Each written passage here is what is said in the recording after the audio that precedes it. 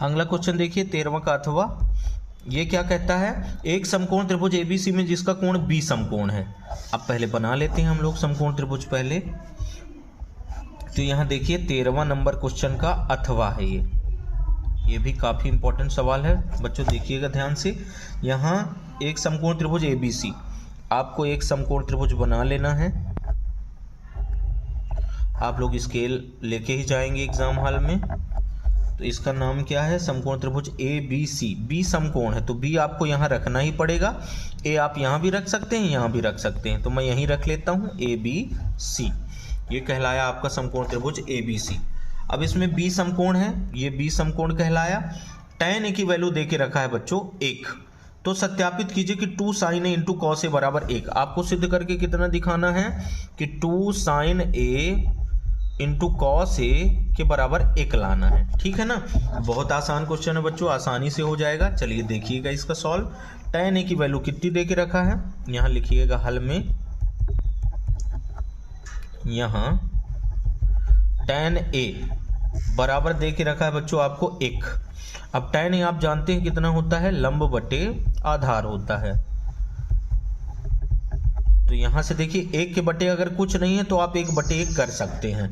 तो यहाँ से लंब कितना मिल जाएगा 1 और आधार भी कितना मिल जाएगा 1। अब आपको कर्ण कैलकुलेट करना है। तो लिखिए उसी तरह कि अब समकोण त्रिभुज एबीसी में पाइथागोरस प्रमेय से, पाइथागोरस प्रमेय से, पाइथागोरस प्रमेय आप जानते हैं क्या होती है, कर्ण का वर्ग बराबर लंब का वर्ग प्लस आधार का वर्ग। अब यहां से देखिए कर्ण कौन सी भुजा है, सबसे बड़ी AC। तो AC का स्क्वायर बराबर लंब है BC, BC का स्क्वायर प्लस आधार है AB, AB का स्क्वायर। इसमें आपको कर्ण का मान निकालना है तो इसे उसी तरह रखेंगे। AC का वर्ग, BC कितना है मान 1, 1 का वर्ग, आधार कितना है 1, 1 का वर्ग। यहाँ से देखिए AC का स्क्वायर बराबर 1 का वर्ग 1 ही होता है, इधर भी 1 का वर्ग 1 और 1 मिलके कितने हो गए बच्चों 2। कि यहाँ से AC का स्क्वायर बराबर 1 और 1 2, वर्ग है उधर जाएगा वर्गमूल हो जाएगा, तो AC की वैल्यू आ जाएगी वर्गमूल 2। तो ये लीजिए बच्चों आपको कर्ण भी मिल गया।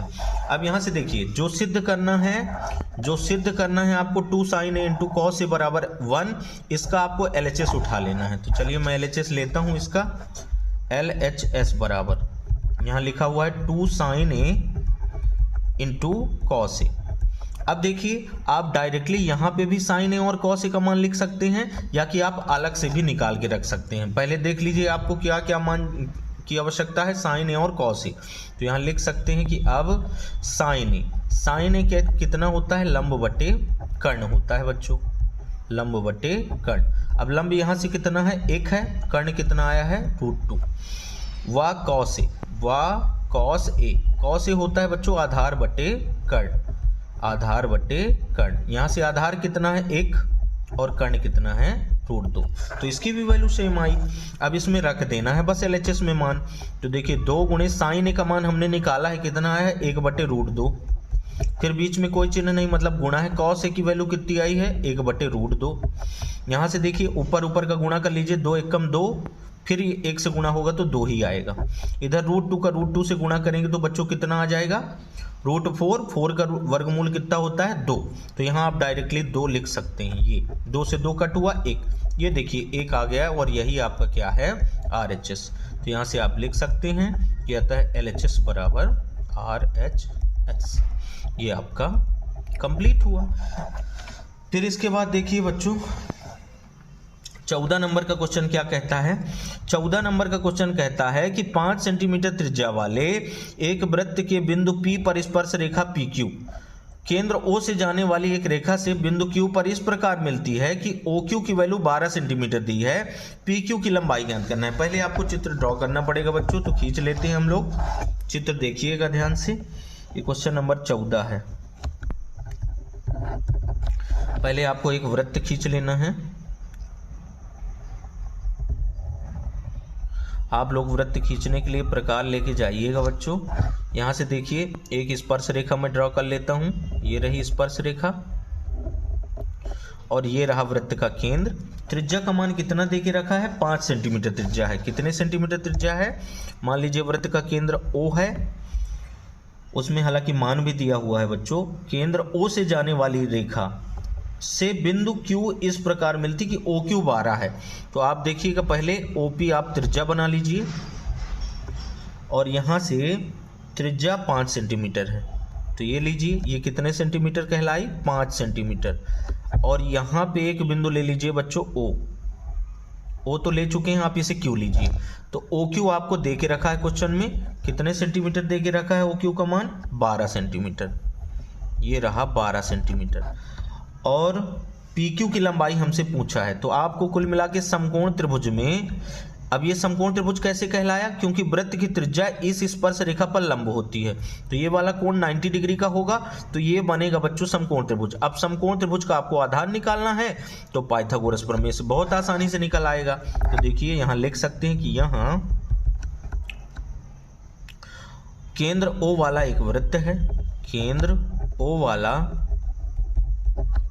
एक वृत्त है जिसकी त्रिज्या OP है। OP बराबर कितने सेंटीमीटर, 5 सेंटीमीटर। ठीक, अब यहां से तथा करके लिख दीजिएगा कि OQ का मान कितना दे के रखा है, 12 सेंटीमीटर। आपसे PQ बराबर पूछा हुआ है कि PQ का मान आपको बताना है यहाँ, तो बहुत आसानी से हो जाएगा। देखिएगा बच्चों, अब यहाँ एक लाइन जरूर लिख दीजिएगा कि चूंकि OP लंब है किस पर, PQ पर। यहाँ कारण भी दे सकते हैं, क्योंकि वृत्त की त्रिज्या स्पर्श रेखा पर लंब होती है, जबकि इसका उल्टा भी सत्य है। स्पर्श रेखा और त्रिज्या परस्पर लंबवत होती हैं बच्चों, रेखा पर लंब होती है। ये आपका रीजन हो गया। अब यहां से लिखिएगा कि अब समकोण त्रिभुज OPQ में समकोण त्रिभुज OPQ में पाइथागोरस प्रमेय लगानी है आपको, पाइथागोरस प्रमेय से। तो ये देखिए पाइथागोरस प्रमेय, अभी हमने पिछले सवाल किए हैं बच्चों। कर्ण का वर्ग बराबर होता है लंब का वर्ग प्लस आधार का वर्ग।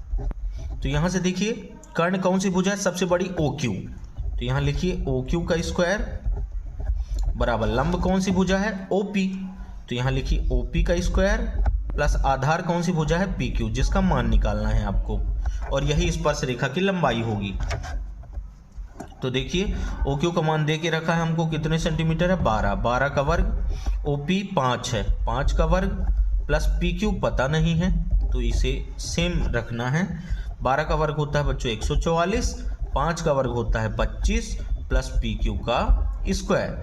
यहाँ से देखिए प्लस का 25 इधर आएगा, माइनस का हो जाएगा, तो 144 माइनस कितने हो गए, 25, बराबर इधर कितना आया, PQ का स्क्वायर।